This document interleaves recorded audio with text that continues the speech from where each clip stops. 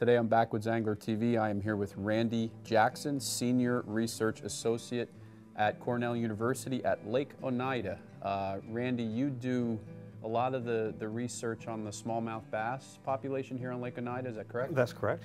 What, you want to give us just a little profile of some of your findings and some of your experience? Okay, for most of the history of the station, our focus has been on the walleye and yellow perch fisheries, which drive most of the effort out here. And we have caught smallmouth bass in our gill nets in particular throughout that history. And results from those samples suggest that smallmouth may have as much as tripled in abundance since the early 1980s in association with the zebra mussels coming in the lake clearing up, and also warmer water temperatures in the summertime. So the conditions in the lake are becoming very favorable for smallmouth, and they look to be increasing in abundance. And the fishery has really taken off. The fishing is apparently spectacular for smallmouth out here. What methods do you use to gather your data on the smallies? For the smallies, we have gill nets, which are just essentially big sheets of netting we set in the water, and the fish swim into them.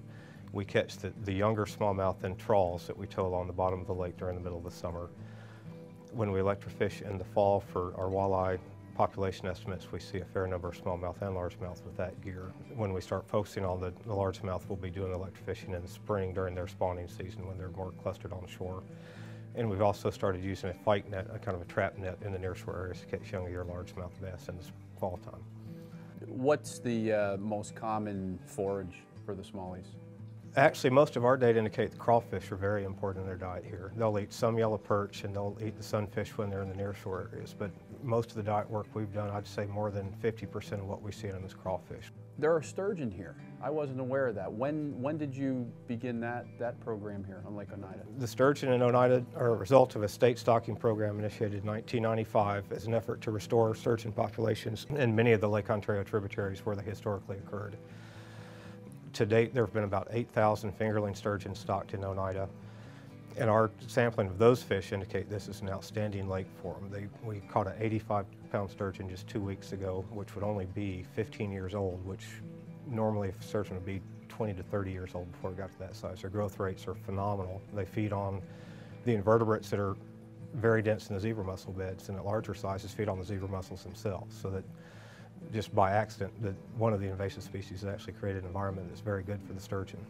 Are anglers allowed to fish for the sturgeon? No, they're state listed as threatened, so it's illegal to target them. There is some accidental catch here, usually people fishing worms on the bottom, and they need to be immediately released if they are caught. And again, it's illegal to target them, but certainly there's no penalty if you accidentally catch one. We get a fair number of reports every year in the spring when they're starting to move up the tributaries. And folks are very enthusiastic. The enthusiasm about the program is very high. It's a big fish, it's novel, and enjoys a lot of support from the public. Well, all I can say is that we got blown off the main lake on our walleye shoot today, and we got into some of those shallows, and we were catching some smallmouth, and you guys are doing a heck of a job up here. It's a phenomenal smallmouth fishery. Really is. When the BASS tournament started coming up here 5 or 6 years ago, it got some national attention, and our sense is that the bass effort is increasing pretty rapidly. The fishing effort in the lake is the second most heavily fished lake in the state. 80% of that fishing is for walleye, but the bass are starting to get a lot of attention. Lots of folks coming from Pennsylvania to fish here, and that fishery is going nowhere but up. And it's very good for the local economy, and we're glad people have discovered it because it is an excellent smallmouth lake. It certainly is. Randy, thanks for taking some time out with us today. You're very welcome. For more information on Lake Oneida or fishing Lake Oneida, go to www.backwooddsanglertv.com. Good fishing.